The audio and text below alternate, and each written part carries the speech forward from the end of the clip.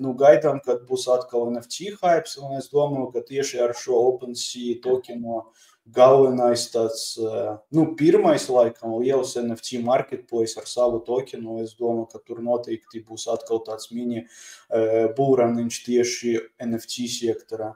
Un kas vēl interesants, no Backpacka arī gaidu. Viņiem piekdiena būs jauna sezonā tieši uz Backpack biržas par tradingu, protams, tur var vai nu punktus, vai nu par volume iedos kaut ko.